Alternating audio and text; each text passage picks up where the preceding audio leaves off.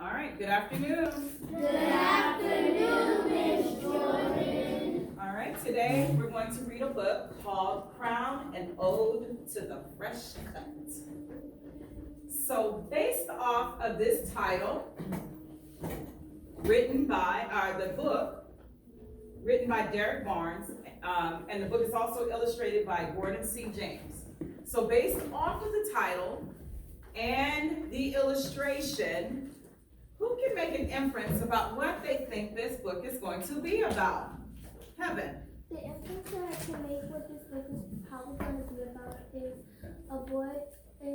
a little boy and he thinks that he's cool with his new fresh cut. Excellent, I agree. Looking at this, I think this boy got his new haircut and he is thinking he looks so fresh, right? He looks so cool, correct? All right, so before we begin, we're going to look at some of our figurative language that we have here and vocabulary. Now, we have a lot of figurative language in here, but I do know that you do understand a lot of it because this book is about a boy who looks just like us, right? So a lot of things that he does, we can understand because we can relate going to the barber shop and getting a fresh cut, right? So figurative language. What is figurative language? What is figurative language? We have a lot in here, and I have a few words posted on the board. What is figurative language? Jania. I think figurative language is words that don't really mean what they're saying. Okay, so sayings or phrases or words that don't mean exactly, it has a different meaning other than the words that you're reading, correct? So if I look at this word that says post up, that means that I might think that I'm going to post something on the board, right? But figuratively, it means something else, right? Smash geography exam. Does that mean I go into my test and I hit it with my hand? No, it's figurative language, correct? It's an idiom, correct?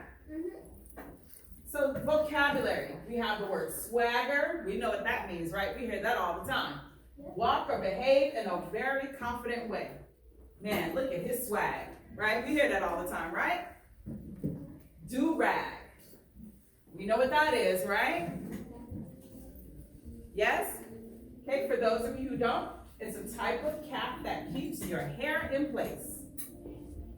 Our uncles may wear it, our dads may wear it, our moms might even put it on, right? When you wrap your hair up at night, ladies, and you put that rag on, that do-rag on and tie it up, go to bed, right?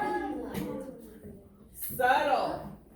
Subtle means something is so precise, so exact, that you can't hardly distinguish it or describe it or analyze it. It blends in perfectly. It's so subtle, but it's so nice. Got it? All right. And the last word is majestic.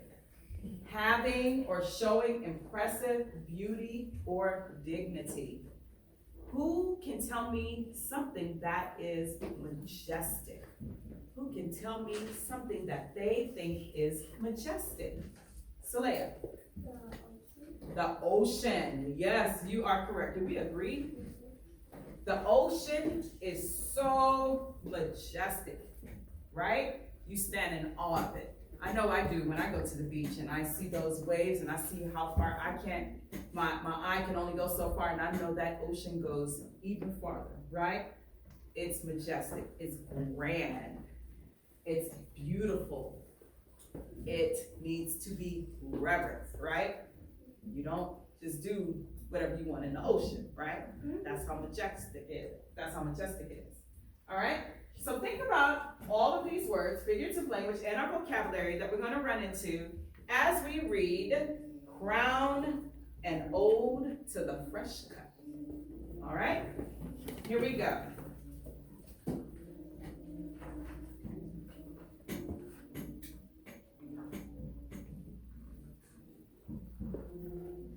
When it's your turn in the chair, you stand at attention and forget about who you were when you walked through that door.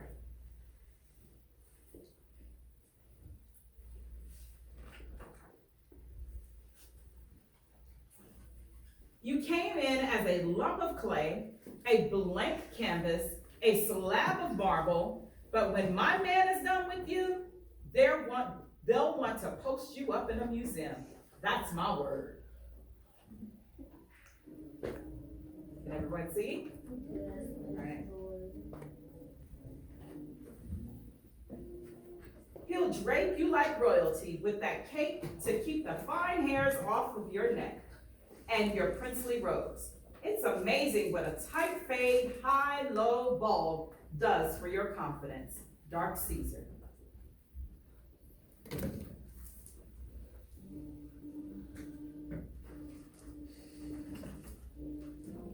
Who knows? You might just smash that geography exam tomorrow and rearrange the entire principal's honor roll. A fresh cut does something to your brain, right? It hooks up your intellectual.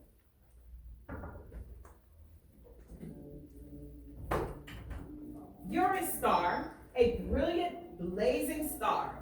Not the kind that you'll find on a sidewalk in Hollywood. Nope. They're going to have to wear shades when they look up to catch your shine.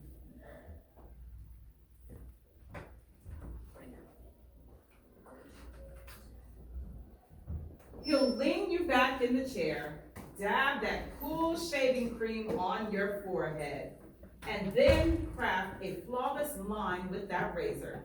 Slow, steady, surgical. It frames your swagger. The cute girl in the class across the way won't be able to keep her pretty eyes off of you. Her friends will giggle and whisper, "Girl, he's so fine." Yeah, that's what they'll say.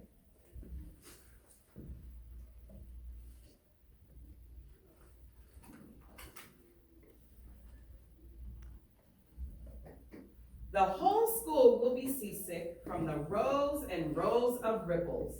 You'll have more waves on your head than the Atlantic Ocean.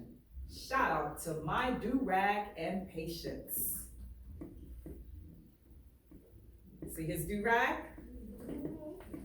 How many of y'all have a do-rag? See? I had one until I lost it.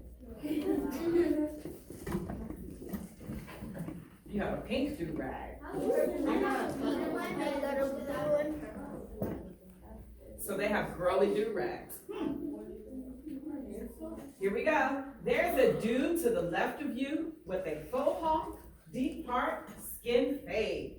He looks presidential. Maybe he's the CEO of a tech company that manufactures cool. Maybe he's a boss. That's how important he looks. Dude to the right of you looks majestic. There are thousands of black angels waiting to guide and protect him as soon as he steps foot out that door. That's how important he looks.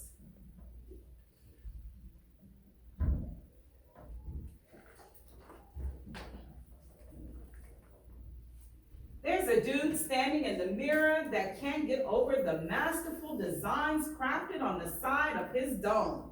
Everywhere he goes, people will ask for his autograph.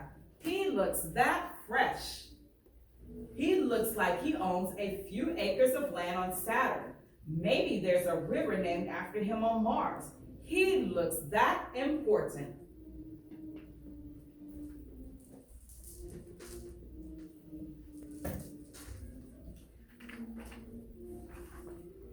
There are two dudes with locks, the other with cornrows, and a lady with a butterscotch complexion. All they want is a shape-up, taper sides, a trim, and a crisp but subtle line. And sometimes in life, that's all you'll ever need, a crisp but subtle line.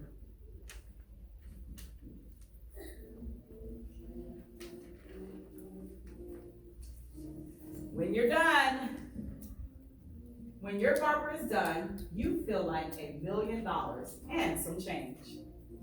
When his fingertips hit you with that apple green alcohol or that witch hazel, it'll sting, but not like a scorpion or a hornet, more like an electric stamp of approval.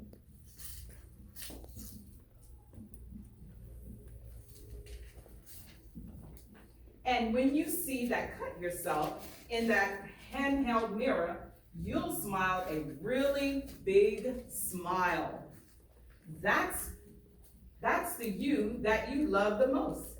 That's the you that wins everything. That's the gold medal you.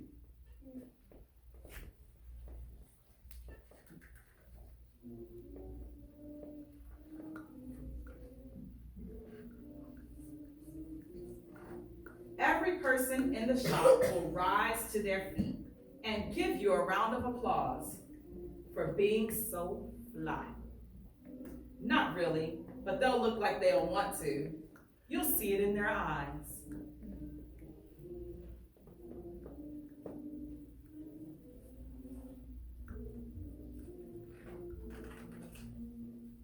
It's the look your English teacher gives you when she hands you your last test with a bright red 97 slapped on it. It's how your mother looks at you before she calls you beautiful. Flowers are beautiful.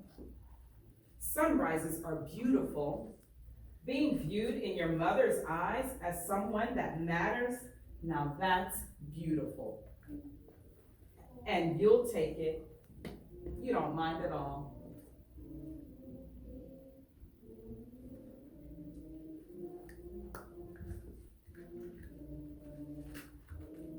Finally, he'll remove your cape, then swipe you down with a brush made from a gold horsetail. Golden horsetail, sorry.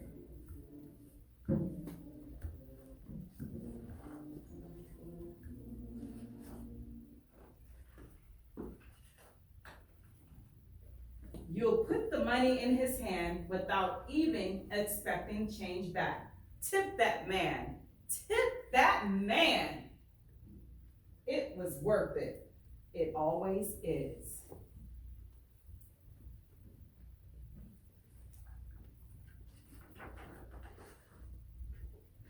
You know why? Because you'll leave out the shop every single time feeling the exact same way. Magnificent, flawless, like royalty. Hello, world.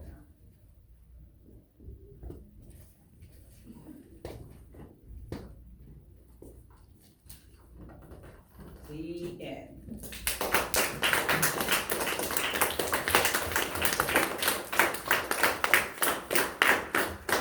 So, who can relate to this little boy's experience? Who can relate? I would say he's probably between the ages of 11 and maybe 13 or so. 11 and 13. So around your age, right? We can definitely relate, right? I have 2 boys that I take to the barbershop all the time. And when they get their hair cut, they come out feeling so good, right? So let's take a look at our story again. What genre is this story?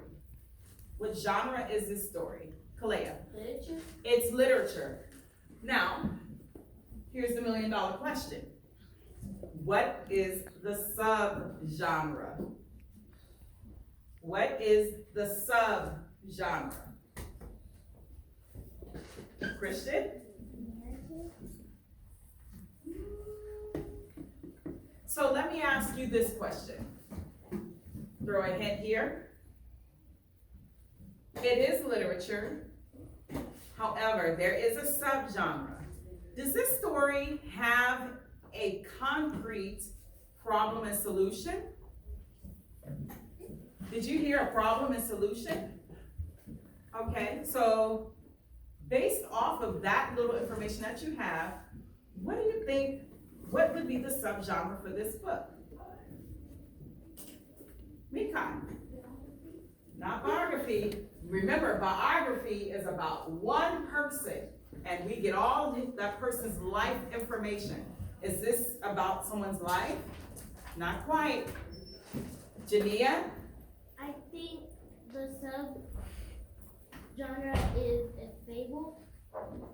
Not quite a fable. We don't have animals talking or a lesson learned or anything like that. There wasn't a problem and solution. So I want you to quickly turn and talk for 30 seconds.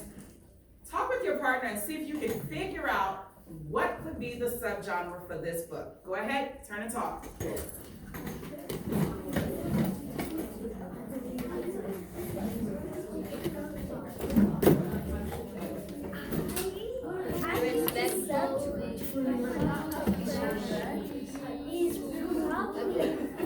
Somebody's going home? Is someone going home? No, I'm saying that's what I've been doing because for some reason. Okay. I keep calling you. Got it. Alright, it's so with the